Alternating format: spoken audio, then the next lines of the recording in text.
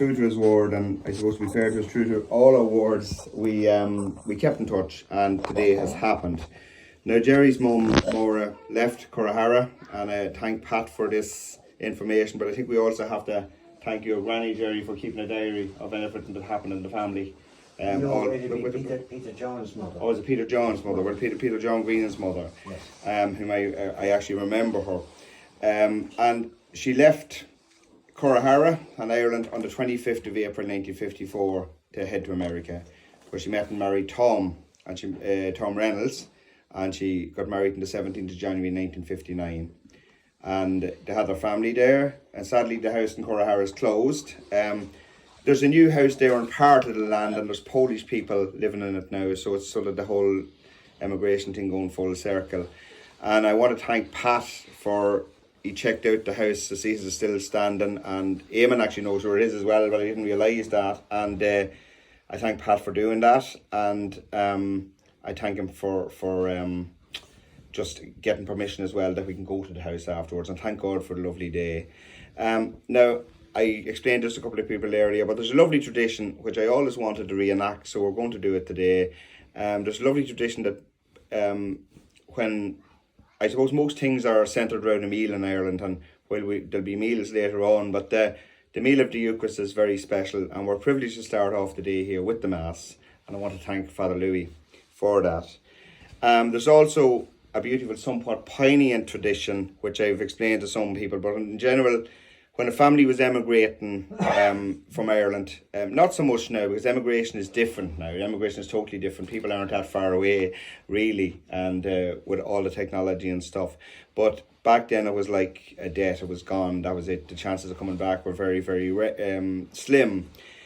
But the night before they left, at the American wake, I suppose, what they call a lot of them, the people who were leaving would take a coal from the fire and they'd give it to their nearest neighbours. And the neighbour would put the coal in their fireplace. And then the idea was that when the people returned home, if they ever returned home, that the family who they gave the coal in the first place would return the coal. So before the start of Mass now, we're going to reenact that. Pat Ruxon is going to give Jared the coal. Now it should be a lit one, but it's not, so it's too warm to be lighting coals. And Pat reminded me about the emissions as well, so we better not do that. The hope was that Peter John Green would be here to do it, but Peter's been sick, and Pat tells me sadly that Malcolm's wife's sister has died as well. So despite God wanted to be a particular way, because we couldn't get any of the Green and clan to come. They tried John McElroy and Alicia, and it was just, we fell flat on that. But look at, I think the people that are meant to be here are here. I suppose it's appropriate that the Mass is here in Currahara. The Greens were from the townland of Currahara, and we have a long connection with the Greenlands. The Gartland family goes back generations. And Maura would have kept in touch, that's Gerald's mother, would have kept in touch with my aunt right up until my aunt wasn't able to communicate anymore in 2017, 2018 because of dementia. And I was born in London, and one of the few memories I have of London, I don't have many memories because I came back before I was 4, but one of them has been in Francie Greenan's house. And I remember later on in life asking my father about this experience and trying to fathom where it was, and he says, that was Francie Greenan's. And amazingly, the one thing that I remembered was there was a man stooped over with his hands on his knees with very black hair that I've never seen before or since, and it was Tom. And I think that was the one memory that stuck out in my mind, was your Uncle Tom being there. And when I went to explain it to my father, he said, yeah, that was Francie Greenan's and Tom was there. So that's one of my first memories, and it's connected with the Greenlands, and it's a lovely connection, I think. Now, I'm going to make a few presentations, and it's all in this sort of, I'd asked a couple of members of the Latin-born historical group to come. Now, I asked Pat Ruxon to come in the capacity of a neighbour, but he's also part of the Latin-born historical group, so they are represented. But I did ask Pat and Katrina Lennon, and Katrina tested positive with COVID the day before yesterday, so that put an end to that. Now, at the end, we're going to present Jared and Louis, and it's a bit like the Late Late Show, there's one for everyone in the audience. I'm going to ask Father Louis to bless penal crosses. And it always amazes me that few people seem to know what the penal crosses are about. Now, I always believe there's a sort of a connection, and this isn't a party political broadcast on behalf of Sinn Féin, but I always believe there's a connection between the whole penal cross and struggle of relationship, struggle, I suppose, to survive here and struggle with her faith, and the whole emigration as well. It was sort of forced emigration at the beginning. And I remember reading somewhere that it was actually that the emigration, even up to the 60s and 70s, was sort of caused by, or still was affected by the fact that we were a sort of an invaded country. And in countries where there's an invasion, it takes an awful long time for them to recover. So I think that's common sense, really.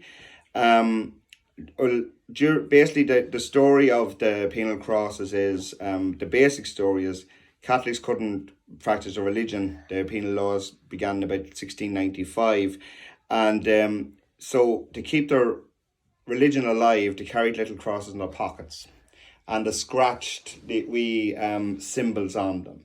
So some of the symbols are like the spear, which pierced the side of Jesus, the dice, which was used to for the seamless robe to cast lots and to find out who was going to get that. And there's also a cock and pot in it, a chicken and pot, and that's a sign of the resurrection. I don't know if you know this story, Father Louis, but there's a lot of, you probably know it better than I do, there's a lot of sort of, I suppose, myths, for want of a better word, about the whole cock and pot thing, that is supposed to be that Judas went back to his wife.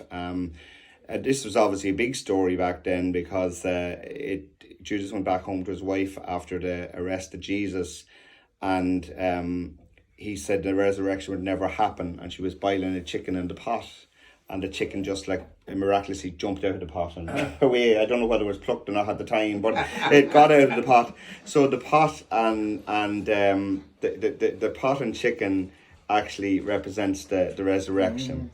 Now, they were made of different things. That's made of wood, and they were only replicas. They were actually made of turf, they were made of metal, and they're made of wood.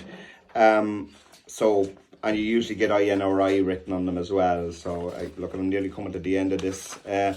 So the symbols, they're basically references to the crucifixion, and they're references to the passion and to the resurrection.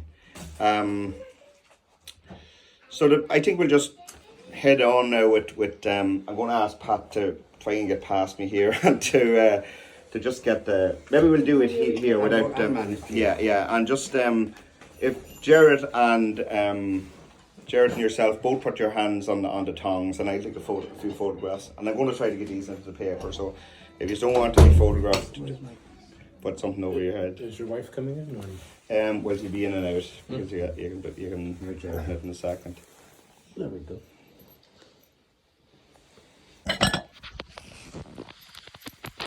If you get your hand back on these tongs. I'm waiting for him to. Very good. Now, I want to see the days. If it falls, it's all right, lads. I'll just send you the bill for the cleaning. Full on me. Yeah. It should have been turf, this, you know. Well, look at. Not allowed to use turf anymore. They won't know back in the They States. won't know back, no. No, that's basically it, I think. Thank When I check you. the photographs, You got it? Yeah. All right. Yeah, we'll have it there. Yeah. The one thing I want to correct is that the green has originally come from Ferta. Yeah. Well, I knew That's yeah. where the home base was. Right. And there was a lot of them emigrated to America for something. So Tommy Green bought that place. It was Pete Porty's. Mary Francis will verify this.